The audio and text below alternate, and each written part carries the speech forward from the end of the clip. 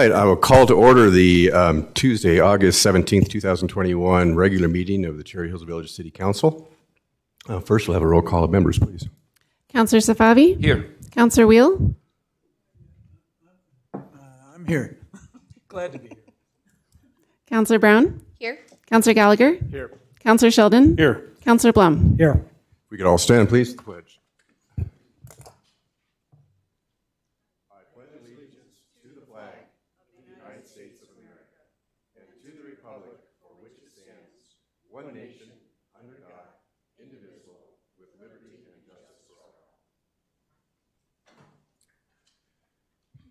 Okay, first up is audience participation. Laura?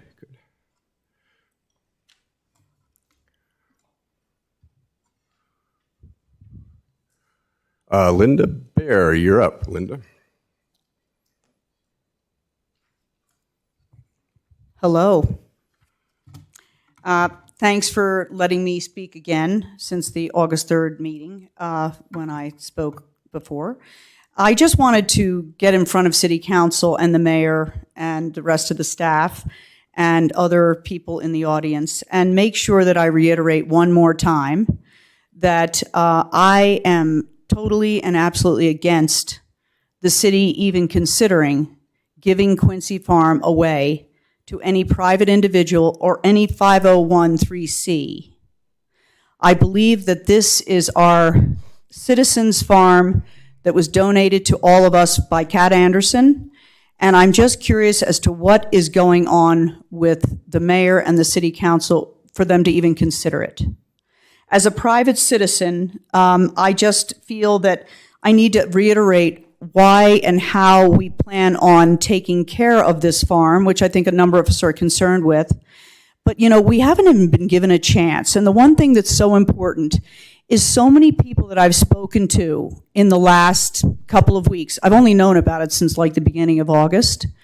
And you'd think being out there, as I am a lot, how I could have possibly missed this, but I really did, and maybe it's my fault. But I never knew about listserv at civicplus.com, so everybody should sign up if you're listening to this to listserv at cityplus.com, because you can find out all you want to know, apparently, about what's going on in the city. But I never knew that, and so many people have no idea what is happening with Quincy Farm and why it's being considered to be given away. So as I said earlier in my previous meeting here at City Council, this is a multi-million dollar property. And all we want, the people that I've spoken to, including Eric Jamrich, who's about to speak, is we don't want some, you know, circus spot or some, you know, moonscape or something ridiculous on the farm. We want it to be, as Cat Anderson indicated in her, you know, in the conservation easement, that I want it for my kids and my grandkids and for generations to come. That's what we want. And we want you to hear us, because this is not up for debate. I can't even believe you'd consider it. So, in keeping, I also wanted to ask the City Council if on the September 21st meeting, if you'd consider letting people speak first like you do at every other meeting. Because I've heard that it's going to be a 7-hour meeting. Well, I don't know about you, but very few people from the public will be waiting around for 7 hours while people go on and on and on, when in fact, we can read everything that Natalie Anderson has to propose. We can read everything that Cherry Hills Land Preserve proposes, and then we can have public speaking, and then we can hear them again if we choose to, and then come back and have public speaking again. But to put people off till 9 o'clock or whatever it's going to be, you'll lose them. It'll be like you're setting us up for failure. And all we want to do is get the word out. That's what you should want to have us do too. So I also was told that we are allowed, Chris, to have the event on the 8th, yes or no? Can he answer that, Mayor? No, actually, this is just a time for you to participate, but you can talk offline to the city manager after you're through here. Give him a call tomorrow, and he'll be. But I would really like the people of Cherry Hills Village, when they listen to this video, to understand that we're all in this together, that you guys are trying to help us, not be adversarial positions against us. And I was told 1 minute we could have it, the next minute we could only have 20 people. Now maybe we can have it, I'm not sure. But we were given the permission by Emily to have that little visit to the Come to Your Farm meeting on the 8th, just for people to see the farm. That's it, because a lot of people don't even know where it is, believe it or not. So anyway, I would like to know more about that from Chris Kramer, and I hope that everyone will send in a letter to Chris to express their concern and wishes, and to the city council and to the mayor. Thank you for your time. Thank you. Next to sign up is Dr. Chamrish. Hi, good evening. I'd first like to say that And we have some photos to your presentation to I pass down. think those will come later, but you Oh, can wait, later? pass them Okay. out. You can pass them out. One of the things that has been brought up is that this is a contentious issue. This brings all of us sort of together, sometimes in a good way and sometimes in a bad way. I just wish to say that I have nothing but the utmost respect for Linda. We agree on many things and we disagree on some things. One of the things, though, that seems apparent if you look on the website and look at the letters that have come in on this issue, is there does seem to be some misinformation, and I think the City Council should really address that. One is the issue of open space. I mean, the question is, why should the city give up open space? And you know, the issue is the open space is not going away. The open space will be there. It's part of what has been guaranteed in the conservation easement. And there are going to be 17.5 acres of this open space forever, regardless of who owns title here. And it should be something that the citizens know, that the open space will be protected in perpetuity. It doesn't matter if it's the city's, and it doesn't matter if it belongs to a foundation. It doesn't matter if a private individual. Linda was so gracious as to offer to buy it last time. You know, it doesn't matter, that open space will stay there. The other issue I think that somehow needs to be addressed is the issue of value. Cherry Hills Land Preserve compares this property to one across the street from it that's on sale for $24 million. Linda has compared this one to a property in Greenwood Village. And, you know, that seemed like a pretty good comp at first. I mean, it was 19 acres. This is 17.5 acres. They're both conservation easements. They're both on the Highline Canal. I mean, it looks like a perfect fit, except there's some differences. The Duke property has an envelope in the center of it with 2.5 acres on which you're allowed to build a 15,000 square foot house, put in a 10,000 square foot horse arena. It also has provisions for tennis courts, a swimming pool, and other structures outside of the actual 2.5 acre area. So if you look at what that property sold for, it sold for what a very nice 2.5 acre property surrounded by open space would sell for. It didn't sell as a conservation easement on which you couldn't build, on which you had the responsibilities of maintaining structures in a historic manner. None of that is commensurate. And so I just want to point out that a comp is a comp, a good comp is a good comp, and a bad comp is not a comp. Another thing, some people were asking, why would anyone want to have the property given away? Why shouldn't the city keep it for all of us? I mean, that's a legitimate question. And that's why I'd like you to look at the pictures. Because if you look at these pictures, you have to ask yourself, what is the purpose of the conservation easement? Well, the purpose of the conservation easement is to preserve the land, to preserve nature, and to preserve historically significant buildings. That is part of the responsibility of the city when it took on this property. And I think if you look at this, I mean, it just seems like the city just isn't doing a really good job.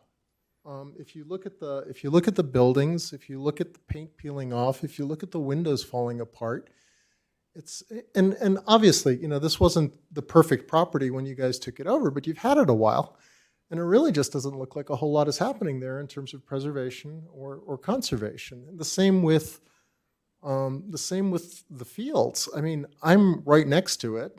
I think the city ordinance specifies that weeds should be mowed down to 10.5 inches or something like that, as part of what the city ordinance is. Have you looked at what you guys have over there?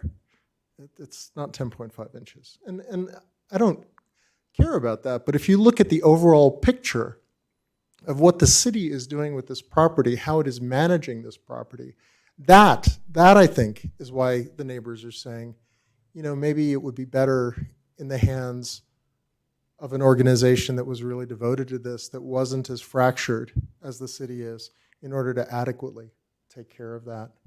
The final question that I have is just one about the upcoming proposals. There are two proposals from outside sources, obviously the Cherry Hills Land Preserve and from the Anderson family. And I think you guys are going to come up with two more proposals, plans 3 and 4, C and D. But are there really going to be 4 proposals? Because if you look at the Land Preserve proposal, their proposal is to do the programming. They're looking to the city as a good landlord to take care of the property in the manner that it has been doing. That's questionable, I would say. But if you're then presenting these proposals going forward to the public, how does the public know what part of this is going to be financed by the city if the Land Preserve takes it over? They're going to do the programming. You guys are going to do the preservation. You guys are going to do the conservation. You guys are going to take care of the property. And, how does that work? Likewise, with proposals C or D, you're going to have them do the programming. I mean, you've had them do the programming all along. So it's really just one melange, if you like. You're going to do either, the big budget program, the small budget program, and they're going to take over the educational aspect of it, and vice versa. So it would make more sense to present those proposals together, because they really are, just 2 proposals, not 3. Thank you. Thank you, Doctor. Appreciate it. I mean, I think very great questions, and we'll going ahead. The council will figure out a procedure that's fair and lets everybody be heard, and there's no haste in making a decision. We'll discuss it fully. But I think those are all good points. Thank you for coming and speaking. Any others? There's no other sign-ups, but anybody else like to speak? You're welcome to. All right. If hearing none, we'll go on. It could be a short meeting for those of you here. I don't see anybody here to report from the boards, commissions, or committees, but I do have the consent agenda. Would you like to? I know that one I'd item like to before. remove item 6C. Oh, he's not saying? No, I know, it's shocking. I couldn't believe it. Oh, are you here to present on a committee? Oh, I'm sorry. You. No.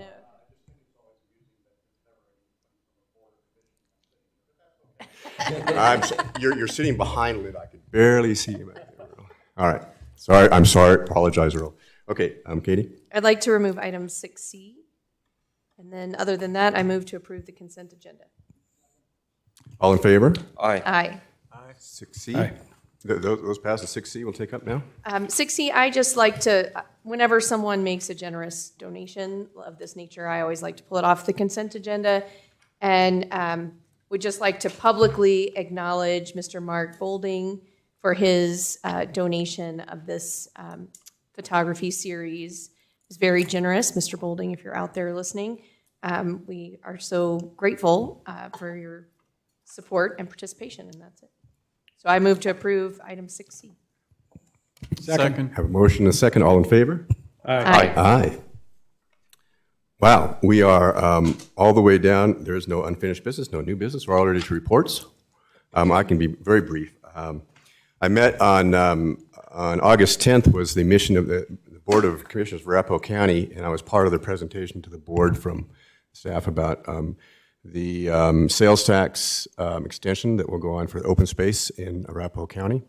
The I spoke on behalf both of the OSTAB board and also as a mayor, in support of that money that's critically important for us, for our city, and for all these municipalities, a 50% share back, as well as a grant program for preserving open space.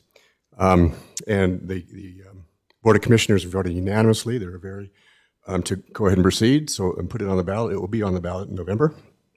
And that will be the same. There will be some modifications to the existing tax because it will allow more flexibility with municipalities to negotiate with Arapahoe County and OSTAB the amount of funding they can use for maintenance versus acquisition of open space, since obviously we can't get much more open space in Cherry Hills Village, but we could sure use help in using some of that money for maintenance and taking care of our parks. So there were some other minor changes to it, but basically it'll be much like it was 10 years ago when we had a vote. So everybody should go forward, and if you can speak well and speak favorably of that, that would be good, and let everybody know how important that is to the city and the cities in Arapahoe County. We hope it passes. The polling has been very good. It's a tax that's actually, people can see the results of their tax. They really are visible benefits, the parks and trails that everyone loves. So I'm hopeful that it will do well at the ballot box. On the 11th, I had lunch with the Mayor of Sheridan, Mayor of Inglewood, and we talked about things. Mayor Olson will be, this is her last year. She'll be term limited out, and she's thinking about her life after that. She works for DU, of course, in her regular job. And then also there's a lot of Mayor Tara Beater-Fleur at Sheridan is up for election as well. And a lot of people at Sheridan may have a turnover. We'll see. Actually, nobody's opposed to her. So she will not be opposed in her reelection. But there will be a new mayor for Inglewood, and we'll have to see who that is. And they select their own mayor from council. I did have again, everybody should put on their calendar. I'm sure you do the 75th plus one anniversary celebration on August 28th. That will be here. I had a call from Committee Member Tisdale asking if I would appear, and I said, of course. And so I can say a few words. I think he's given me 2 minutes to speak, and I hope he's the MC. I don't know there'd be nobody better than Mr. Tisdale to do that. And then going forward, I will be attending as a board member of CML. I'll be attending. I'm going to try to make most of the district meetings. And there's one in Thornton, so I'll be there for it. We're District 3, but there's also 13 other districts around the state. I'm going to do my best as a board member to attend all of those. We'll see how that works, but it's a fun job because you get to get out and to talk to the mayors and council members in the small towns in Colorado around the districts. So I will be busy. That really starts with emphasis in September, and I will be traveling a lot with Kevin Boomer. Yes. Mr. Mayor, I'm sorry to do some business here on this. Is there any way you could email me potential dates that those might be, just so that we have some calendar accessibility for you? Yeah, absolutely, I will do that. These meetings are usually from, they start at 4, and then you do your business meeting, and then the dinner's at 6 or 7, and then you come back home. So I don't anticipate any hotel stays. It'll just be out and back, even though they may be long out and back to some of these cities. That's my report. Any others? No report, Mayor. Just one quick thing for those of you who took your time out of your evening to come see us tonight. Thank you, and thanks for coming up and speaking. Just because we don't have necessarily a topic that you want to hear, i.e. Quincy Farm, on our agenda tonight, please understand that we are listening to you. We're talking with a lot of you, fielding calls, meeting with people. So I guess I just wanted to put it out there. Just because you're not hearing us speak about it in public tonight doesn't mean that things are not going on behind the scenes. We are all very interested in making sure that whatever decision happens with this property, it happens correctly and is well thought through. So, and that's not to say that somebody else might not bring up Quincy Farm here in their reports, but I did want to just make mention of that. That's all. I just want to recognize, Jay, the roadworks project that's going on right now is outstanding, and Thanks for picking a good contractor and monitoring it. And I just would like to report that Al and I interviewed the PR consultants on Monday and hope to have some sort of recommendation forthcoming from that in the near future. No report. No report, just want to go echo what Council Sheldon said. You know, again, we're in a, at least for me, I'm in a listening mode and getting all the facts so around the Quincy Farm. So again, call us, talk to us, share your views. I want to go ahead and actually thank the chief and his team and her team for patrolling Hamden. There is actually, I see an impact. I've seen a handful of tickets being given, but I think thanks to Waze, once they see, people see one policeman giving ticket, hundreds of Waze messages goes out, so everybody's slowing down. So thank you. City Manager. Yeah, I think I'm just going to let the directors go down the line if they have any reports tonight first. So Chief, do you want to start us off? No report. Just a quick update. We have heard back from XL. They have approved the new alignment and engineering, so they have to finish up the engineering. They'll rebid that work because now it is hydro trenching instead of boring. And they don't have a timeline for a start date yet. But once they start, they're saying 8 to 12 weeks to do that work. It is more time consuming. And so does that new alignment snaking in and out of all the existing utilities, or are we talking about crossing Quincy and running it down the south side? No, that will snake in and out of all the utilities. But they're able to stack all those lines in a single Vertically. trench. Great. Thank you for the update. And just to add on to that report, as Jay mentioned, we don't have a start date for that. However, council should know that's not for a lack of Jay pressing them for a specific start date more than once, like in the last 2 days. Like, okay, I hear you, but really, what's the start? He was being very adamant, so I appreciate his efforts on that. I really think they don't know the start. Will those, will the existing trench boxes that they put in, those junction boxes, will they be able to be reused, or are those kind of all for naught now? No, they will still use all of the boxes that are in there. So all of those are still in the right place. It's just a matter of how they get that wire to it. So those Perfect. boxes will be used. Great, thank you.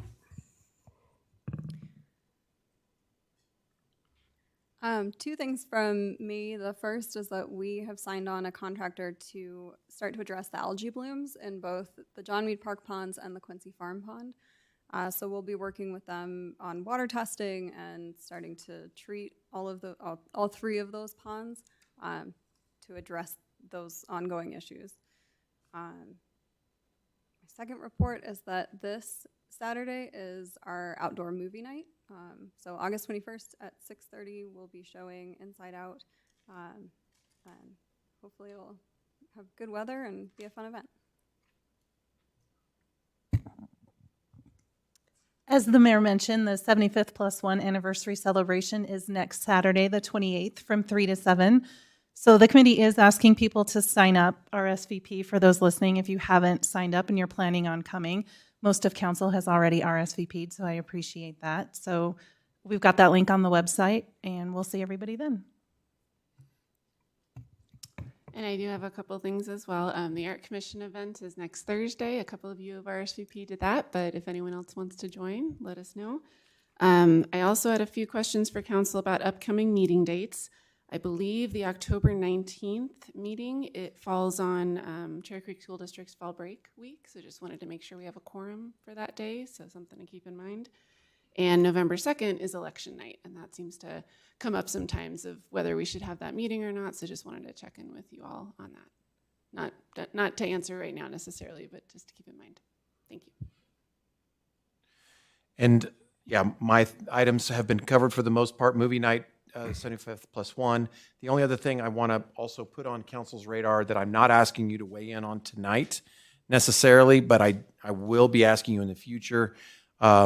I can tell you a lot of other jurisdictions are starting to implement revert back to COVID controls for council and board and commission meetings. And so I just want you to start thinking about if there is some trigger that would, you think that would be important to maybe either do masks again for any board and commissioner council meeting. There are just a handful of jurisdictions that are actually going back to remote council and board and commission meetings. I don't think there's any in this area, so that seems to be far off, if at all. But it does seem the mask rule for board and commission meetings is pretty widespread at this point. So don't need to weigh in on that tonight. So far, we are not going to be requiring masks to enter the building, but we're obviously continuously paying attention to Tri-County guidance on that. So that's context for what we're doing with the main building on a day-to-day basis. So that's the only report I had. City Attorney. Thank you for coming tonight and subbing. We appreciate your presence. All right. Move to adjourn. Adjourn. All right. Thank you, everybody, for coming. We are adjourned.